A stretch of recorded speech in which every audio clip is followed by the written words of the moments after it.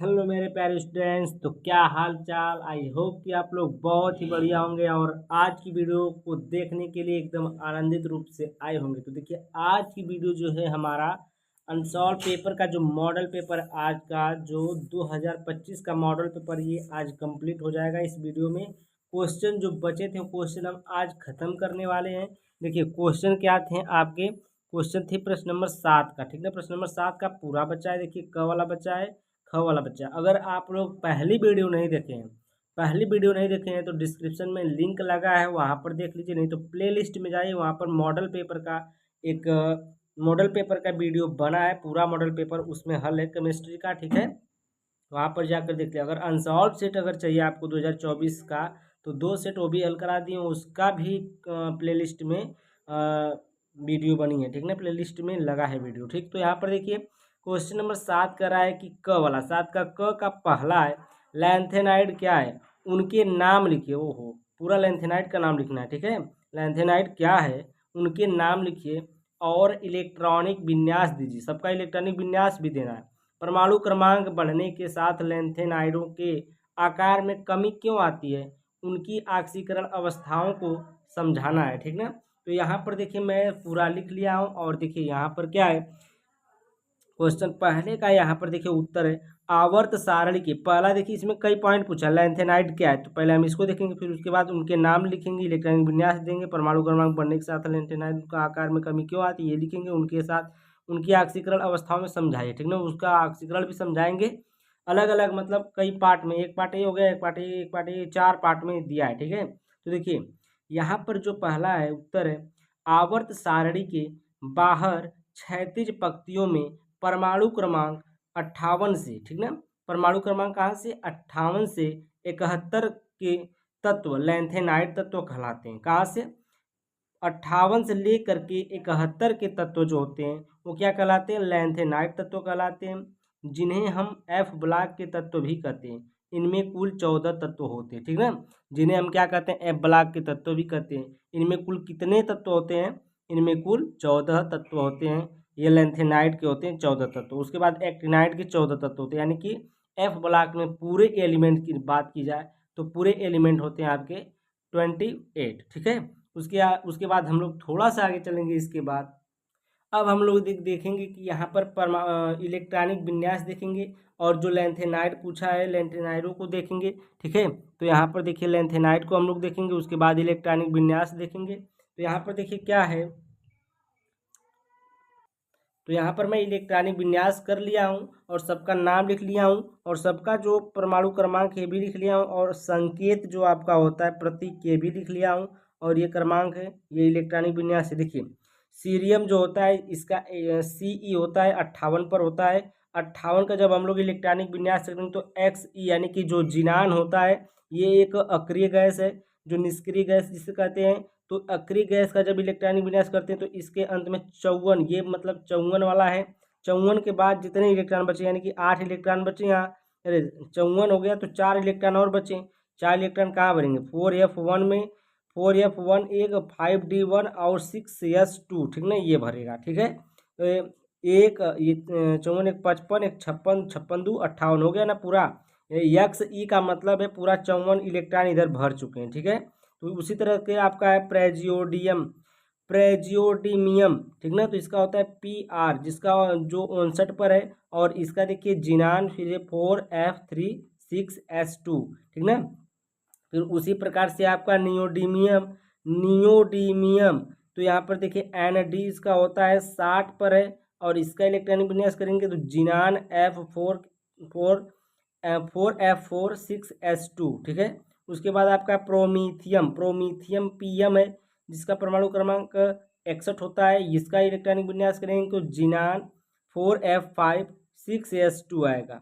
उसके बाद आपका समेरियम आता है SM, जिसका होता है यह 62 पर है। इसका इलेक्ट्रॉनिक विन्यास करेंगे जिनान 4f6s2।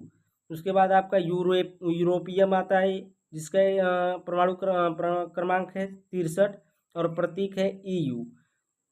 इलेक्ट्रॉनिक विन्यास करेंगे तो XE यानी कि जिनान 4f6s2। उसके बाद आता है गैडोलिनियम आता है, जिसका प्रतीक होता है GD और क्रमांक होता है 64। इसका आप इलेक्ट्रॉनिक विन्यास करेंगे तो ये आएगा XE यानी कि जिनान 4F7 5D1 6S2। अब ये आप कहेंगे कि ये D1 में क्यों चला जा रहा है, यहाँ पर भी D1 में आ गया, यहाँ पर भी D1 में आ गया। तो जैसे आप क्रोमियम में देखते हैं ना, क्रोमियम में अपवाद है कि या तो उसमें आधा भरा होना चाहिए या तो पूरा भरा होना चाहिए, ठीक है। तो उसी प्रकार से इसमें भी अपवाद है, इसलिए यह कूद कर एक इलेक्ट्रॉन 5D में आ जा रहा है। फिर उसके बाद आपका आ जाता है टर्बियम। क्या आ जाता है टर्बियम? टर्बियम का होता है TB 65 पर है। इसका इलेक्ट्रॉन विन्यास करेंगे जिनॉन 4F9F6S2। उसके बाद डिस्प्रोसियम डिस्प्रोसियम 66 पर इसका इलेक्ट्रॉन विन्यास करेंगे तो जिनॉन 4F10 6S2। फिर उसके बाद होल्मियम है HO। फिर उसके बाद इसका इलेक्ट्रॉनिक विन्यास करेंगे जिनान 4F11 6S2। ठीक है, यहाँ तक आपको समझ में आया होगा इलेक्ट्रॉनिक विन्यास। देखिए अर्बियम का ER68 होता है, जिसका इलेक्ट्रॉनिक विन्यास करेंगे तो जिनॉन 4F12 6S2। थूलियम है, थूलियम का इलेक्ट्रॉनिक विन्यास करेंगे तो इसका होता है ये 69 पर है, जिनान 4F13 6S2। फिर है इटरवियम है, इटरवियम के इलेक्ट्रॉनिक विन्यास करेंगे तो Y भी होता है, ये होता है 70 पर, और इसका इलेक्ट्रॉन विन्यास जिनान 4F14 6S2। उसके बाद आपका ल्यूटीशियम Lu होता है, ये होता है 71 पर, ये लास्ट इलेक्ट्रॉन है। F ब्लॉक का जो लैंथेनाइड श्रेणी का होता है ये लास्ट इलेक्ट्रॉन है। तो इसका इलेक्ट्रॉनिक विन्यास करेंगे, देखिए जिनान 4F14 5D1 6S2। उसके बाद हम लोग आगे चलते हैं थोड़ा सा। इसमें देखिए और भी पूछा है, परमाणु क्रमांक बढ़ने के साथ लैंथेनाइडों के आकार में कमी क्यों आती है, तो ये भी आपको बताना है। तो ये भी मैं लिख लिया हूँ। देखिए आवर्त में बाएं से दाएं जाने पर आकार घटता है। क्या होता है? आवर्त में बाएं से दाएं जाने पर, बाएं से दाएं यानी कि जब हम लोग इसको हम लोग ये क्या बाएं से दाएं जाते हैं इसमें लैंथेनाइड में, तो यहाँ से देखिए जब हम लोग बाएं से दाएं जाते हैं तो इसका आकार क्या होता है? घटता है, क्योंकि प्रभावी नाभिकीय आवेश बढ़ता है। जब इसका आकार घटेगा तो इसका प्रभावी नाभिकीय जो होगा उसका आवेश क्या होगा? बढ़ जाएगा। इनमें परमाणु व आयनिक त्रिज्याएं घटती हैं। इनमें क्या होता है? परमाणु व आयनिक त्रिज्याएं जो होती हैं घटती हैं, जिस कारण जिससे परमाणु का आकार में कमी आती है। ठीक है, जिसे हम लैंथेनाइड संकुचन कहते हैं। क्या कहते हैं? लैंथेनाइड संकुचन कहते हैं। उसके बाद देखिए ऑक्सीकरण अवस्था पूछा था, तो ऑक्सीकरण अवस्था भी लिख लिया। चौथी पॉइंट ये ऑक्सीकरण अवस्थाएं, इनकी +3 यानी कि जो +3 होती है इनकी अवस्थाएं होती हैं। +3 अस्थाई ऑक्सीकरण अवस्था होती है। इनकी जो अवस्था होती है +3 होती है, ये क्या होती है? अस्थाई होती है। ज़्यादातर इसमें जो एलिमेंट्स होते हैं, जो तत्व होते हैं, क्या बनाते हैं? +3 ही आयन बनाते हैं। ठीक ना, +3 ही ऑक्सीकरण अवस्था दर्शाते हैं, इसलिए यह +3 पर अस्थाई ऑक्सीकरण इसकी मानी गई है अवस्था। ठीक है, क्योंकि लैंथेनाइड के तत्व ज़्यादातर +3 आयन बनाने की प्रवृत्ति रखते हैं। ये जो लैंथेनाइड के तत्व होते हैं वो ज़्यादातर +3 आयन बनाने की प्रवृत्ति रखते हैं, इसलिए इनकी जो अस्थाई ऑक्सीकरण अवस्था है वो क्या है? +3 है। तो ये ऑक्सीकरण अवस्थाएं हो गई। उसके बाद हम लोग नेक्स्ट क्वेश्चन पर चलेंगे। देखिए आपका यही नेक्स्ट क्वेश्चन है कि CONH4 NH3 का 4ACl2 प्लस है इसके ऊपर का IUPAC नाम लिखिए तथा इसके संरचना सूत्र की सहायता से व्याख्या कीजिए कि यह किस प्रकार की समानता को प्रदर्शित करता है। इसी में का दूसरा एक क्वेश्चन है। तो यहाँ पर देखिए हम ये लिख लिए हैं, और इसका ऑक्सीकरण संख्या जब हम लोग ऑक्सीकरण निकालेंगे तो CO को क्या मानेंगे? X मानेंगे। NH पर 0 चार्ज होता है तो 4 गुणे यानी कि 4 है तो 4 गुणे 0 यानी कि एक भी चार्ज नहीं, और Cl पर -1 होता है तो 2 से गुणा करें तो -2 हो जाएगा, और प्लस जो ये वाला दिया है +1 इधर लिखेंगे बराबर की इधर। ठीक है, तो ये -2 हो जाएगा, -2 को इधर भेजेंगे तो ये +2 हो जाएगा। तो +2 और +1 कितना हो जाएगा? +3। X बराबर +3 यानी कि कोबाल्ट पर कौन सा चार्ज है? +3 चार्ज है। अब देखिए यहाँ पर जब ऑक्सीकरण संख्या निकल गई तो हम लोग यहाँ पर लिखने के लिए मतलब सक्षम हो गया। तो यहाँ पर देखिए IUPAC नाम, इसका नाम हो जाएगा टेट्रा। पहले हम लोग लिगेंड का नाम लिखेंगे तो ये हो जाएगा पहले टेट्रा टेट्रा एमिनो, यानी कि ये 4 एमीन है तो इसको लिखेंगे टेट्रा एमिनो। 2 क्लोरीन है तो लिखेंगे डाई क्लोराइडो, ठीक है, क्या लिखेंगे, डाई क्लोराइडो। उसके बाद क्या है, कोबाल्ट है तो कोबाल्ट लिखेंगे, ऑक्सीकरण संख्या जो है ये 3 है, तो इस तरह से रोमन अंक में 3rd लिख देंगे, ठीक है। समावयवता की बात करें तो 2Cl लिगेंड समान है, 2Cl जो है वो लिगेंड क्या है, समान है। तो इसमें देखिए हम लोग 2 प्रकार की समावयवता आपको दिखाएंगे। विपक्ष समावयवता, विपक्ष समावयवता मतलब जो Cl होगा ये अपने में विपक्ष होगा, यानी कि एक यहाँ है तो एक इसके विपक्ष होगा, यहाँ पर होगा, ठीक है। और जो अमोनिया लगा इसके साइड साइड अमोनिया लग जाएगा, तो अमोनिया 4 है तो अमोनिया देखिए 1 2 3 4 Cl, 1 2 2 Cl है तो उस पर जितना प्लस चार्ज माइनस चार्ज रहेगा ऊपर लगा देंगे, ठीक है, ये हो जाएगा विपक्ष समावयवता। अब देखिए समपक्ष समावयवता क्या होती है, तो देखिए Cl जो होगी अपने आसपास ही रहेंगे, ठीक है, Cl और Cl जो बनेंगे ये अपने आसपास ही रहेंगे, तो ये हो जाएगा समपक्ष समावयवता। इसका एक मिरर दर्पण बनता है, तो मिरर देखिए क्या बनता है, जो Cl है ये Cl इधर घूम जाएगा और अमोनिया आपका इधर घूम जाएगा, ठीक है। तो अमोनिया Cl देखिए इधर घूम गया, ये Cl इधर घूम गया, ये Cl क्या इधर हो गया, अमोनिया आपका इधर हो गया, तो ये आपका हो गया एक दर्पण के रूप में, ठीक ना, इसका चित्र हो गया एक। तो यहाँ पर देखिए प्रश्न नंबर 7 का क। अब देखिए आता है आपका प्रश्न नंबर 7 का क का अथवा वाला। अब तक तो प्रश्न नंबर क था, ठीक है, अब अथवा वाला देख लीजिए क का। तो यहाँ पर इसमें क्या करना है, प्रयोगशाला में क्लोरोफॉर्म बनाने की विधि का सचित्र वर्णन कीजिए।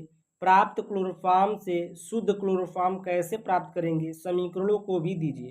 तो यहाँ पर हम कुछ नहीं किए, फार्मूला कह रहे हैं, यहाँ पर चित्र हम लोग बना लिए हैं। अब देखिए चित्र बनाने के बाद, ये चित्र तो हम लोग बना लिए हैं, चित्र को बनाने के बाद हम लोग यहाँ पर रिएक्शन भी पीछे दिए। तो यहाँ पर देखिए क्या होता है, एसीटोन या एथिल एल्कोहल को क्या करते हैं, इसको विरंजक चूर्ण के साथ मिलाया जाता है। ये जो एसीटोन होता है ये 50 मिलीलीटर होता है, और जो विरंजक चूर्ण होता है आपका 200 ग्राम होता है, प्लस जल 400 ग्राम होता है। इन तीनों को क्या करते हैं, मिलाते हैं। तो यहाँ पर देखिए ये एक आपका फ्लक्स रखा हुआ है, फ्लक्स को यहाँ से नीचे से गर्म किया जाता है, जल उष्मक, ये जल जो है उष्मक के रूप में ऊपर उठता है, ऊपर उठ करके ये जाता है ऐसे, और इधर से जो आपका जल होता है वो निकल जाता है, इधर से जल आपका बाहर आ जाता है। उसके बाद जो आपका ठंडा जल होता है यहाँ से बाहर आता है, कुछ ठंडा जल इसके साथ इसमें आ जाते हैं, ठीक है। तो जल में ये आपका ये जो ग्राही है, ये जो ग्राही है, इस ग्राही में आपका क्लोरोफॉर्म नीचे आकर बैठ जाता है, और इसमें पानी भी रहता है, ऐसा नहीं कि सिर्फ क्लोरोफॉर्म हो, ठीक है। तो इसमें क्लोरोफॉर्म के साथ साथ जल भी रहता है, कुछ जल बाहर निकलता है, यहाँ पर ठंडा जल निकलता है तो यहाँ पर गर्म जल निकलता है, ये संघनित्र कहलाता है, ठीक है। तो यहाँ पर क्लोरोफॉर्म आपका बन के तैयार होता है। फिगर आपको बनाना है, फिगर आपका आपके लिए बहुत इंपॉर्टेंट, इसको 2-3 बार बनाएंगे, सिंपली बहुत ही अच्छे से बना लेंगे। और अगर 2-3 बार बना दिए तो आपको बनाने का ढंग आ जाएगा, आप अंदाज़ी ही बनाने लगेंगे। उसके बाद हम लोग थोड़ा सा आगे चलते हैं, फिगर के बाद का जो रिएक्शन जो अभिक्रिया उसको हम लोग देख लेते हैं। क्लोरोफॉर्म बनाने का समीकरण देखिए, यहाँ पर देखिए आपका CaOCl2 है, इसको हम लोग क्या बोलते हैं, कैल्शियम हाइपोक्लोराइड बोलते हैं, या फिर इसको आप लोग बोल सकते हैं विरंजक चूर्ण, ठीक है। तो ये आपका हो गया विरंजक चूर्ण। तो यहाँ पर देखिए विरंजक चूर्ण को हम लोग जल के साथ क्या किए, गर्म किए, तो जब जब जल के साथ इसको मिलाया जाएगा तो ये कैल्शियम हाइड्रोक्साइड देगा, क्या देगा, कैल्शियम हाइड्रोक्साइड देगा, CaOH का ट्वाइस देगा, प्लस में Cl2 देगा, ठीक है। तो प्लस में Cl2 आपका बन गया। उसके बाद देखिए Cl2 प्लस H2O, ठीक है। तो यहाँ पर आपका देखिए Cl2 प्लस H2O का फिर एक बार रिएक्शन कराएंगे तो HCl बनेगा, क्या बनेगा, HCl, और ये नवजात ऑक्सीजन बनेगा, क्या बनेगा, ये नवजात ऑक्सीजन, जो ये ऑक्सीजन है, ये ऑक्सीजन निकलेगा, ये नवजात के रूप में रहेगा, और H2Cl2 बन के 2HCl बन जाएगा, ठीक है। उसके बाद जो नवजात ऑक्सीजन है आपका, जो नवजात ऑक्सीजन है, नवजात ऑक्सीजन को हम लोग एथिल एल्कोहल से रिएक्ट कराएंगे। तो एथिल एल्कोहल से जब इसका रिएक्शन होगा तो ये क्या देगा, एसीटल्डिहाइड दे देगा, क्या दे देगा, एसीटल्डिहाइड CH3CHO दे देगा, ठीक है। उसके बाद आपका H2O यहाँ से बाहर होगा, उसके बाद पुनः Cl2 से रिएक्शन कराएंगे, क्रिया करता है तो ये क्या करता है, देखिए ये आपका CH3CHO जो है एक बार Cl2 से फिर रिएक्शन करेगा तो ये बनेगा CCl3, और ये CHO, ये क्लोरल बन गया, क्या बन गया, ये क्लोरल बन गया। तो ये HCl बाहर आएगा, 3HCl बाहर आएगा, और ये क्लोरल आपका बन गया, क्या बन गया, क्लोरल, क्लोरल बना। अब क्लोरल का देखिए हम लोग क्या करेंगे, यहाँ पर देखिए CaOH और OH, ये ले लिए CaOH यानी कि कैल्शियम हाइड्रोक्साइड। जो आपका यहाँ पर कैल्शियम हाइड्रोक्साइड निकला था, ये वाला कैल्शियम हाइड्रोक्साइड यही वाला है, ठीक ना। तो ये आपका कैल्शियम हाइड्रोक्साइड हो गया। और ये क्लोरल जो था आपका, क्लोरल है। क्लोरल कितनी मात्रा में लिए हम लोग? डबल मात्रा में क्लोरल लिए हैं, क्लोरल को डबल मात्रा में लिए। अब देखिए ये जो OH है, OH है, ये दोनों बाहर आएंगे। और ये आपका Ca है जो ये बाहर आएगा। और जो ये देखिए CCl3 और ये CHO, यहाँ पर देखिए CHCl3 बनेगा। क्या बनेगा? CHCl3 बनेगा। क्या बनेगा? CHCl3 बनेगा। और ये देखिए HCOO का ट्वाइस और CaO, ये कैल्शियम फार्मेट बन जाएगा। क्या बन जाएगा? कैल्शियम फार्मेट निकल जाएगा। और ये आपका शुद्ध क्लोरोफॉर्म बन गया। यहाँ पर क्या बन गया? आपका शुद्ध क्लोरोफॉर्म बन के तैयार हो गया। ठीक है, यहाँ पर शुद्ध क्लोरोफॉर्म बन जाएगा। तो ये वाला देखिए आपका प्रश्न नंबर 7 है। प्रश्न नंबर 7 का ख है। प्रश्न नंबर 7 का ख है कि कार्बोहाइड्रेट को परिभाषित कीजिए। पहला हो गया, ग्लूकोज अणु में 5 OH समूह को दर्शाइए, 5 CHO समूह को दर्शाना है, 5 कार्बोनिल समूह के होने की पुष्टि हेतु एक एक अभिक्रिया का रासायनिक समीकरण लिखिए। ग्लूकोज और सुक्रोज में अंतर भी लिखना है। ठीक है, तो यहाँ पर देखिए कार्बोहाइड्रेट किसे कहते हैं? कार्बन, हाइड्रोजन और ऑक्सीजन परमाणु से मिलकर बना होता है। जो आपका कार्बोहाइड्रेट होता है, कार्बन, हाइड्रोजन और ऑक्सीजन परमाणु से मिलकर बना होता है। यह एक जैव अणु है जिसमें आमतौर पर हाइड्रोजन ऑक्सीजन परमाणु के जो हाइड्रोजन ऑक्सीजन परमाणु का अनुपात होता है 2:1 होता है। जैसा कि पानी में अनुपात होता है ना H2O का, H कितना 2 और O कितना 1, तो A 2:1 का अनुपात हुआ। तो उसी प्रकार से इसमें भी जो हाइड्रोजन और ऑक्सीजन का अनुपात होगा 2:1 होगा। यानी कि हाइड्रोजन डबल होगा तो जो ऑक्सीजन होगा वो 1 होगा, सिंगल होगा। अगर वो 4 होगा तो ये 2 होगा। ठीक है, तो इसका सामान्य इसका जो सामान्य सूत्र है तो CmH2ON होता है। ठीक है, उसके जहाँ M और N भिन्न हो सकते हैं। जो M है और N की मात्रा है वो भिन्न हो सकती है। कार्बन 2 हो सकता है, हाइड्रोजन एक ही 2 हो सकता है, और ये N का मात्रा 1 हो सकती है।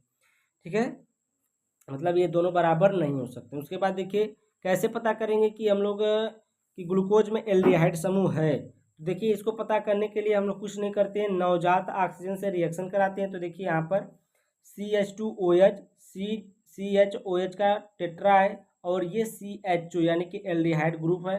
तो जब एल्डिहाइड ग्रुप ग्लूकोज में रहेगा तो ये क्या करेगा? ग्लूकोनिक अम्ल बनाएगा। तो यहाँ पर देखिए नवजात ऑक्सीजन से रिएक्शन कराएं तो CH2OH, CHOH का 4 और COOH बन गया, यानी कि ग्लूकोनिक अम्ल आपका बन गया। इससे यह सिद्ध होता है कि आपके जो ग्लूकोज में एल्डिहाइड ग्रुप उपस्थित होता है। तो एल्डिहाइड ग्रुप उपस्थित रहेगा तो आपका जो नवजात ऑक्सीजन से रिएक्शन करके ग्लूकोनिक अम्ल बना देगा। ठीक है, तो यहाँ पर देखिए लिखे भी हैं, उसको लिख लीजिएगा। और देखिए दूसरा वाला है कि CH2OH, इसमें कार्बोनिल समूह उपस्थित है कि नहीं, कैसे पता करेंगे? तो जब हम लोग हाइड्रॉक्सिल एमीन NH2OH के साथ रिएक्शन कराते हैं फ्रक्टोज का या ग्लूकोज का, तो यहाँ पर देखिए हम लोगों को पता चल जाता है कि इसमें क्या है आपका COO, अरे कार्बोनिल ग्रुप आपका शामिल है। तो यहाँ पर देखिए CH2OH, C डबल बांड, यहाँ पर जो डबल बांड O था वो किससे जुड़ गया? डबल बांड NOH से जुड़ गया। ठीक है ना, ये NOH से जुड़ गया। और CH3CHOH का थ्राइस और CH2OH वही चीज़ है, यहाँ पर NOH हो गया। तो ये हाइड्रॉक्सी ये बन गया आपका ऑक्सीम। ठीक है ना, क्या बन गया? ये ऑक्सीम और H2O निकल गया। तो जब हम लोग कार्बोनिल समूह का पता लगाएंगे तो इसमें हाइड्रॉक्सिल एमीन का अभिक्रिया कराएंगे और हाइड्रॉक्सिल एमीन ऑक्सीजन की जगह पर आकर ये क्रिया कर लेगा और ये बन जाएगा ऑक्सीम। उसके बाद आपको हम लोग हाइड्रॉक्सिल का उपयोग हाइड्रॉक्सिल इसमें है कि नहीं है ये बताते हैं। ये देखिए हाइड्रॉक्सिल समूह OH का कैसे पता करेंगे? तो देखिए CHOH, CHO और ये देखिए CHOH का टेट्रा और CH2OH है, ये ग्लूकोज है आपका। अब ग्लूकोज में OH समूह है कि नहीं है ये कैसे पता करेंगे? तो यहाँ पर देखिए 5 बार आपका CH3CO का ट्वाइस और O, यानी कि इसको बोलते हैं एसिटिक एनहाइड्राइड। क्या बोलते हैं? Acetic anhydride, hydrate, acetic anhydride बोलते हैं।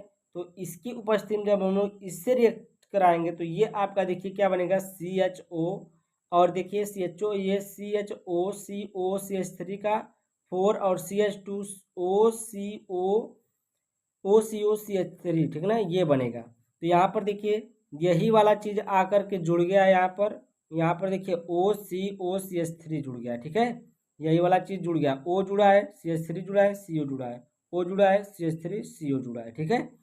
तो आपका वही वाला आपका यहीं पे यहाँ पर भी जुड़ गया, यहाँ पर भी जुड़ गया, प्लस में 5 CH3COOH यानी कि एथेनोइक अम्ल, 5 टाइम एथेनोइक अम्ल निकल गया। और इसको क्या बोलते हैं, ग्लूकोज पेंटा एसीटेट। इसको क्या बोलते हैं, ग्लूकोज पेंटा एसीटेट बोलते हैं। जब ग्लूकोज पेंटा एसीटेट बनेगा तो आप लोग जान जाइएगा कि इसमें OH समूह जो आपका हाइड्रॉक्सिल समूह है यह उपस्थित है, किसमें, ग्लूकोज में। यदि ग्लूकोज में OH समूह होता है तो एसिटिक एनहाइड्राइड से क्रिया कराने पर ग्लूकोज पेंटा एसीटेट देता है, इससे यह सिद्ध होता है। अब देखिए एक इसमें और है कि ग्लूकोज और सुक्रोज में अंतर। ग्लूकोज और सुक्रोज में अंतर क्या होता है, देखिए ग्लूकोज ये सुक्रोज है, तो ग्लूकोज का अणुसूत्र जो होगा आपका C6H12O6 होगा, यानी कि आपका जो ग्लूकोज होता है इसका सूत्र होता है C6H12O6, और सुक्रोज जो आपका चीनी है, चीनी का सूत्र होता है C12H22O11, यानी कि C12 है, और हाइड्रोजन की मात्रा उसमें 22 है, और ऑक्सीजन की मात्रा उसमें 11 है, ठीक है। उसके बाद हम लोग आगे चलते हैं, देखिए दूसरी पॉइंट है, तो यहाँ पर देखिए दूसरी पॉइंट है, यह एक मोनोसैकेराइड होता है। क्या होता है, मोनोसैकेराइड। मोनोसैकेराइड का मतलब एक इसमें बनेगा, जब ये किसी के रिएक्शन मतलब इसमें से कोई और ग्लूकोज या फ्रक्टोज नहीं बन सकता, ये एक ही सिंगल रहेगा, ठीक है। और जो सुक्रोज होता है यह डाइसैकेराइड होता है, यह जल अपघटन पर सैकेराइड में डाइसैकेराइड में अपचयित हो जाता है। जैसे मोनोसैकेराइड हो गया, डाइसैकेराइड हो गया, यानी कि यह ग्लूकोज और फ्रक्टोज दोनों में यह टूट जाता है जब इसका जल अपघटन होता है, ठीक ना। और ये जो होता है जल अपघटन पर सरल कार्बोहाइड्रेट में अपचयित नहीं होते हैं, जैसे कि ये होता है सुक्रोज आपका क्या होता है, सरल सरल सरल कार्बोहाइड्रेट में क्या होते हैं, ये अपचयित हो जाते हैं, जैसे कि टूट जाते हैं, ठीक है। तो इसमें देखिए प्रश्न नंबर 7 का ख का अथवा है, ये वाला ख था, ये अथवा वाला है, ठीक है। यानी कि 2 क्वेश्चन पूछता है तो दोनों को हम लोग हल करते हैं। तो यहाँ पर देखिए एमिनो अम्ल तथा प्रोटीन की परिभाषा लिखिए। 2 चीज़ पूछा है, एमिनो अम्ल और प्रोटीन की परिभाषा, उसके बाद प्रोटीन के प्रमुख स्रोत एवं शरीर में उसके कार्य, प्रोटीन के विकृतीकरण को स्पष्ट कीजिए। यानी कि इसमें एक चीज़ यहाँ पर एमिनो अम्ल, दूसरा प्रोटीन की परिभाषा, तीसरा प्रोटीन का प्रमुख स्रोत, चौथा है शरीर में उसके कार्य, पांचवा है प्रोटीन के विकृतीकरण, यानी कि जब उसको तोड़ते हैं तो क्या बनता है, ठीक है। तो 5 चीज़ एक क्वेश्चन में, यानी कि 5 नंबर का एक क्वेश्चन है। तो यहाँ पर देखिए अमीनो अम्ल क्या होता है, एमिनो अम्ल कार्बोक्सिलिक अम्लों के ऐसे व्युत्पन्न हैं जो अम्ल के एल्कील मूलक के हाइड्रोजन परमाणुओं के अनुरूप एमिनो समूहों द्वारा विस्थापन पर बनते हैं। यानी कि एमिनो समूह का टूटना, यानी कि विस्थापन यानी कि टूटना, ठीक ना। एमिनो समूह जब टूटता है तो उसी के विस्थापन से, उसी के टूटने पर ये आपका एमिनो अम्ल बनता है। तो यहाँ पर देखिए एक एग्जाम्पल हम लिए हैं, देखिए CH3COOH है, ये किसके, अमोनिया के साथ रिएक्शन हो रहा है। अमोनिया किस में टूटता है, NH2 प्लस में और H माइनस में टूटता है।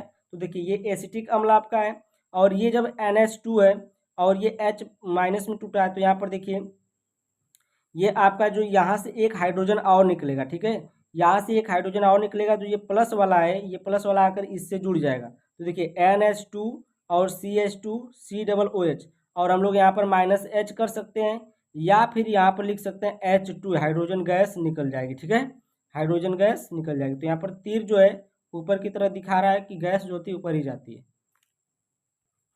अब देखिए प्रोटीन की परिभाषा हम देख लेते हैं, प्रोटीन क्या होता है। देखिए कार्बन, हाइड्रोजन, नाइट्रोजन और ऑक्सीजन से मिलकर बनने वाला कार्बनिक यौगिक प्रोटीन कहलाता है। जो आपका प्रोटीन होता है किससे मिलकर बना होता है, कार्बन से, हाइड्रोजन से, नाइट्रोजन से और ऑक्सीजन से मिलकर बनता है, ठीक है। तो उसको हम लोग क्या बोलते हैं, प्रोटीन बोलते हैं। प्रोटीन शब्द की खोज किसने की थी, इसको बोलेंगे जेम्स बर्जीलियस किया था। और 1 ग्राम प्रोटीन में 4.1 कैलोरी ऊर्जा होती है। यानी कि अगर 1 ग्राम हम लोग प्रोटीन खाएंगे, 1 ग्राम प्रोटीन अगर खाएंगे तो उसमें कितनी ऊर्जा मिलेगी आपको? 4.1 कैलोरी, ठीक ना। उसके बाद देखिए प्रोटीन का स्रोत क्या है? प्रोटीन के निम्नलिखित स्रोत होते हैं, जैसे कि सोयाबीन में सबसे अधिक प्रोटीन मिलती है। किसमें? सोयाबीन में। सोयाबीन है, दूध है, दही है, मसूर, गेहूं, चना, मटर, बादाम, दाल, पनीर, खजूर और मांस, मछली, अंडा, इस सब में क्या होता है? आपका प्रोटीन होता है। उसके बाद देखिए प्रोटीन का उपयोग या प्रोटीन का कार्य हम लोग देख लेते हैं। पहला है जीव द्रव्य के निर्माण में, दूसरा है एंजाइम के निर्माण में। एंजाइम मतलब आपका जो एंजाइम होती है, लार और होती है, ठीक ना, उसके निर्माण में। उसके बाद देखिए त्वचा, हड्डियां, रक्त, मांसपेशियां आदि के निर्माण में, ऊतकों के निर्माण में। प्रोटीन की कमी से होने वाले रोग क्या है? मरासमस है, और एक क्वासियोर्मर है, और देखिए एक देखिए प्रोटीन के अधिकतम होने पर, एक तो आपका प्रोटीन की कमी से होने वाला रोग है, 2 है, और प्रोटीन की अधिक, अगर आपके शरीर में प्रोटीन अधिक हो जा रहा है तभी एक रोग हो जाता है। देखिए स्टोर, ये क्या है? एक स्टोर है, और दूसरा है कैंसर। क्या है? स्टोर और कैंसर, ये दोनों क्या है? आपके प्रोटीन के अधिक होने से होने वाला रोग है। उसके बाद देखिए प्रोटीन का विकृतीकरण पूछा था 5वां। तो प्रोटीन का विकृतीकरण करते हैं तो क्या होता है? देखिए प्रोटीन उष्मा, खनिज एवं क्षारों के प्रति अत्यधिक संवेदनशील होती है। जब प्रोटीन को गर्म किया जाता है या अम्ल युक्त सांद्र लवणों से अभिकृत किया जाता है तो प्रोटीन का स्कंदन या अवक्षेप हो जाता है। यह क्रिया प्रोटीन का विकृतीकरण कहलाता है। यहीं तक आप लोग लिखेंगे तभी बहुत है। उसके बाद हम यहाँ पर लिखेंगे विकृतीकरण में रासायनिक रूप से प्रोटीन की प्राथमिक संरचना नहीं बदलती है, किंतु द्वितीयक एवं तृतीयक संरचना परिवर्तित हो जाती है। विकृत प्रोटीन अपनी जैविक क्रियाशीलता खो देती है। जो विकृत प्रोटीन होती है वो अपनी जैविक क्रियाशीलता जो होती है क्या होती है? खो देती है, ठीक ना। तो आज के लिए इतनी ही बड़ी वीडियो थी, और ये आपका जो मॉडल पेपर था 2025 का, ये पूरा समाप्त हो गया। प्रश्न नंबर 7 था, ये खत्म हो गया, ठीक ना। तो अगर वीडियो अच्छी लगी तो वीडियो को लाइक और चैनल को सब्सक्राइब करके जाएगा, और पूरा वीडियो चाहिए तो आपको प्लेलिस्ट में जाना है। प्लेलिस्ट में आप लोग जा करके सभी वीडियो अनसॉल्व सेट के देख सकते हैं, ठीक है। Thank you, bye bye for watching my video.